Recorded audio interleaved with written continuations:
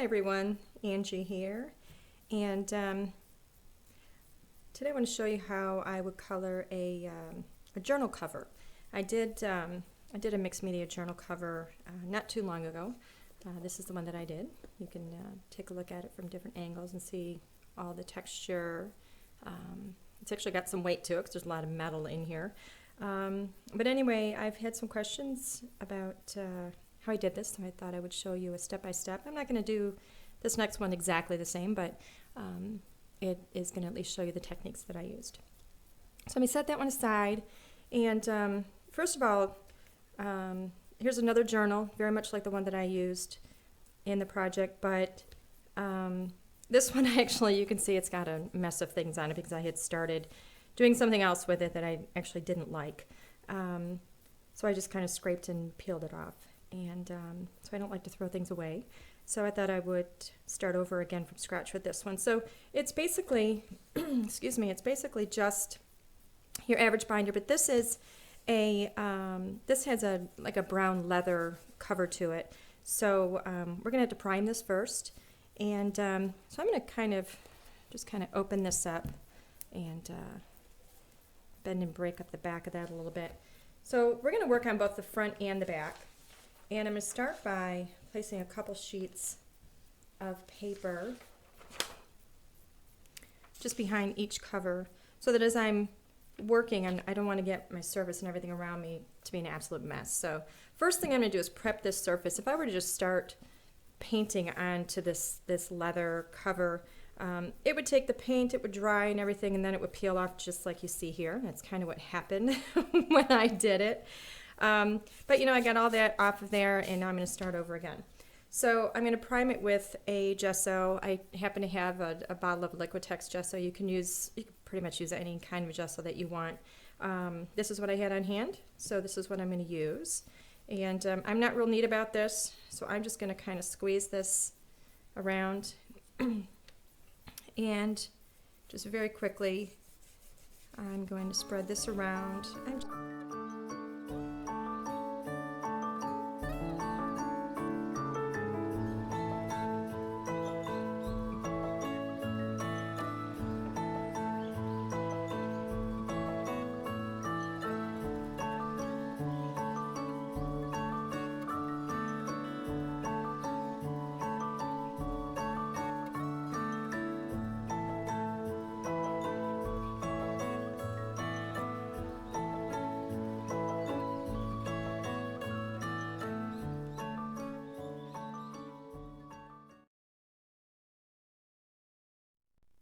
All right, so now that we have that dried, we've got a really, really nice surface to work on here.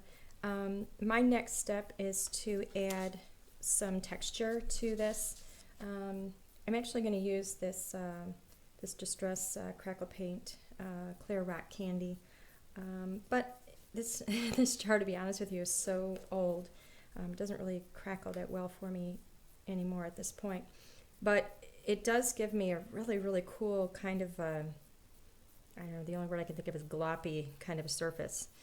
So I'm just going to apply this very, very generously with a paintbrush. And I'm not worried, you know, about whether or not this is going to go on nice and smooth. I want it to be kind of chunky because as this dries, you're going to see this really, really cool texture come out of it. So leave it, you know, don't try and smooth this out too much. You want this to go on really, really thick.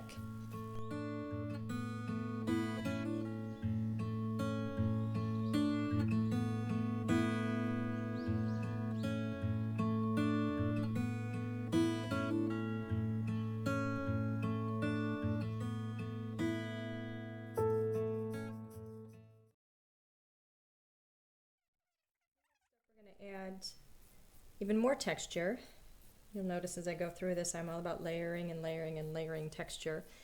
So I decided to grab some of this modeling paste. This is actually a Prima Art Basics modeling paste. And we're going to add some texture with a stencil that I happen to have. I have no idea who this is by. I have a whole drawer of stencils, and I failed miserably in keeping track of who they're by. So anyway, I'm just going to center this. First of all, I'm only going to be working on the front of this journal from this point forward until we are going to be, finishing off the final part. But when it comes to just adding the rest of the texture and then all the other elements to it, we're only going to be working on the front. So I've got some of this modeling paste, and I'm just going to roughly put some of this on here.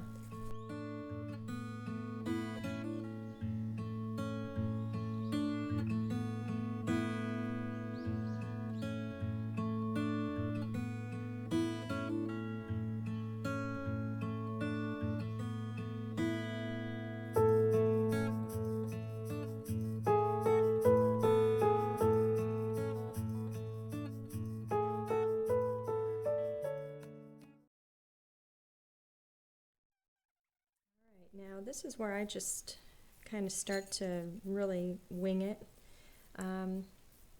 While this was drying, I was kind of making my way throughout my studio and just looking for things, just things that catch my eye. And I've got a little plate of things here. Got a whole bunch of little flowers, and when I pick these things out, I don't necessarily pay attention to the colors. I pay more attention to the shape, because it's the shape that we're going to be concerned about in the end. Everything's going to be coated with a few coats of paint, so in all honesty, it doesn't even matter what the color is right now, so we're going to be changing that. But the one thing that I found when I was walking around was this. It's a nice metal piece. I'm sure I got this in a dollar bin somewhere. I have no idea where it came from, but I thought that might be really, really nice to have in the center. You know what I've just thought about? I'm actually going to, this is all completely dry now, so when I adhere these, I'm actually going to close the book at this point because I want to make sure that I'm centering everything that's going to go on here. And I want to make sure that my eye knows exactly where the center is. You can adhere these with all kinds of different things, with different types of glues. If you want to use molding paste, if you want to use hot glue. My choice right now is going to be hot glue because it's going to dry really fast for me. So anyway, I'm going to get started, and you're just going to kind of see me playing around with this. I found this corrugated paper that I think kind of lends a kind of a nice texture. So I'm just going to kind of place these things around. I'm not real crazy about the solid edge on this one, so I'm going to toss that aside. I came across these lace pieces that I thought were really neat. So I took one and I cut it in half because I'm dealing with kind of a small space. Let's see if I can put that up that direction. And, I want to be mindful of the fact that I've got this beautiful texture underneath that I put it on in the last step. So I want to be mindful of showing some of that. I'm not going to show all of it, but just some of it. And I also want to be mindful of composition. I want to make sure that I've got some flow going across the whole cover here, but that it makes sense. So, typically I might go maybe from the top corner, top left, down to the bottom right corner, or one corner to the other. Right now I'm going to kind of think about keeping this a little central right now. Because of the fact that I put that texture behind it, I want to be mindful of that shape a little bit. So I'm just going to kind of start by laying some of these things around just to see how I like them and just to kind of give me an overall shape. One of the things I like to do is try and incorporate some of our little darlings dies into my projects because I think it's a lot of fun to incorporate things that maybe you wouldn't expect to see. And so I took our dewdrop circle die, and I actually cut out, with my die cut machine, I cut out a couple of these and I adhered one to the other just to give me a little more of a thickness. If you wanted to, you could do this with chipboard or something. So, but I'm just going to kind of roughly cut this in half because we're not going to end up seeing the whole thing anyway. And I'm just going to think about placement here so that I can see some of the edge, maybe a little bit. And I still want to see some of my molding paste there that I've done. So I'm going to cut this one down a little bit more and maybe bring it in up here so I can see that edge a little bit. And I like the fact that I have maybe a little on the top right and a little on the bottom left there. I'm going to start gluing these down at this point because I think this is going to be a good area for me to work in. So I'm going to remove these and I'm going to work with my first with my bottom layers.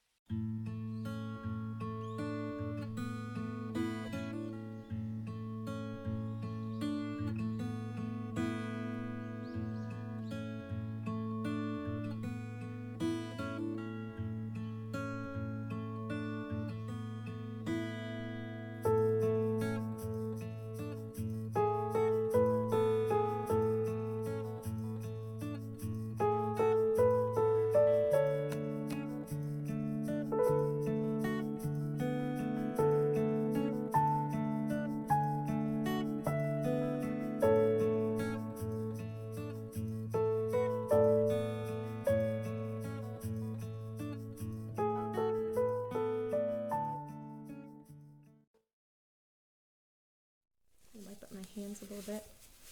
I don't care so much about the color, it's the composition of the whole thing.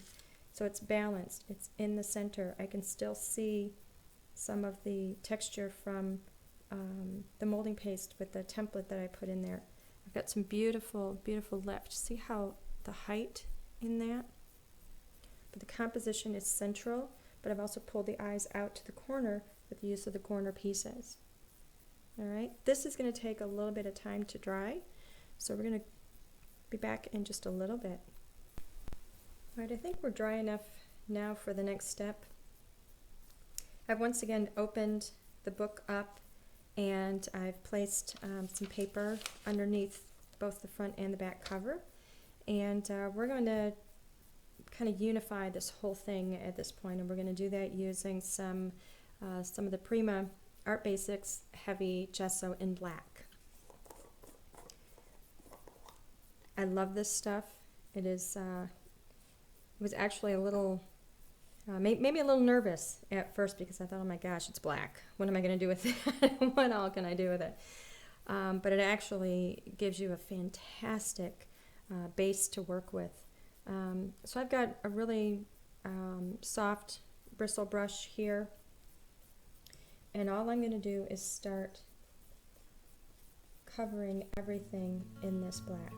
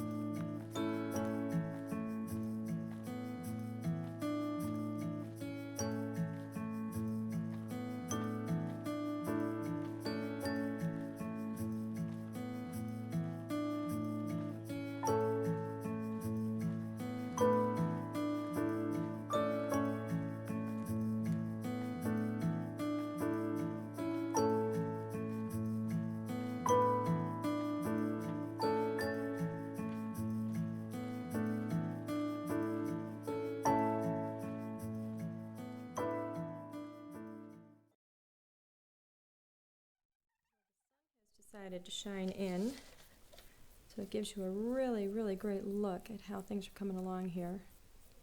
It's pretty much all dried, so now we're going to start adding some color to this.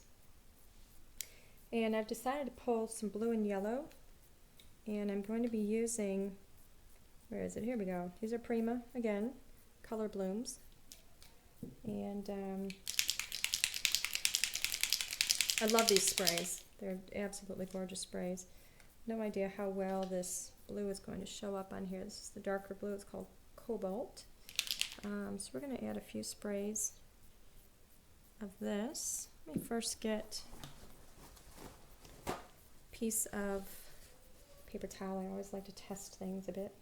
There we go. Got a beautiful spray in that. So I'm going to add a few spritzes of color.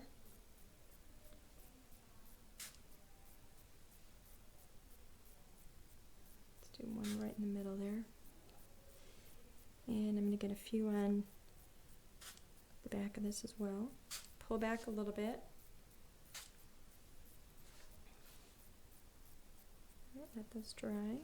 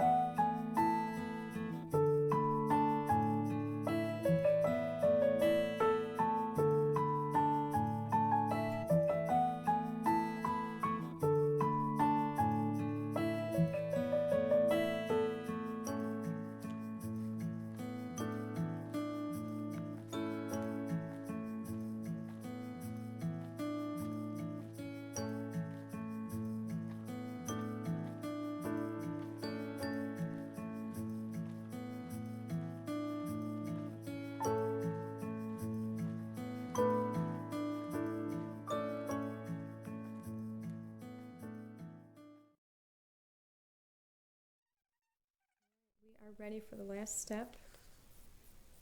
I don't know if you can see this really well, but all that paint is all dried. So I'm going to remove these sheets, set them aside. I'm going to give you a really good look at what this book looks like right now, just before we go into our last step. Isn't that gorgeous? I could stop right here, but there's a lot that you can't see right now. So I happen to have these three colors are kind of a mess. These actually are oil-based paints, but they work just beautifully for this. So I've got a silver, I've got an antique gold, and this one is called Pearl. So for this particular project, well, silver is a favorite of mine. I'm going to shake this up a bit. I prefer silver to gold. It's just my feeling anyway. So I'm going to dip this in.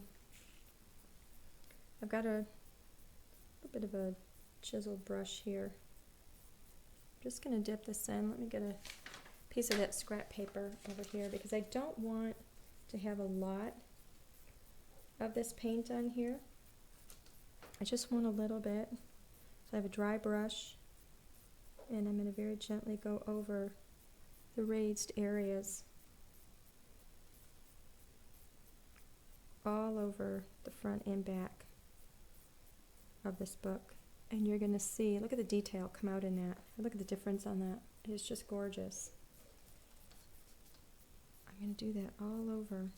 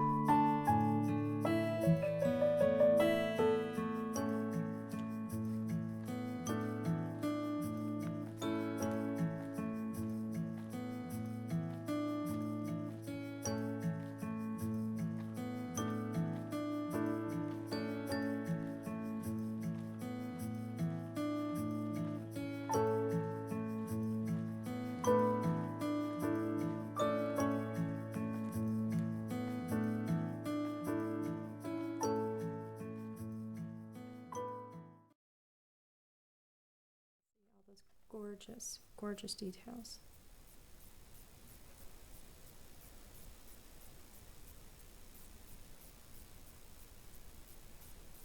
Here's the back.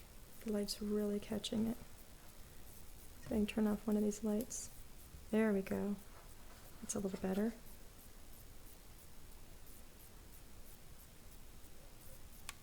I really hope you enjoyed watching this. I hope you were inspired. I hope you learned a little bit. Thank you so much for joining me.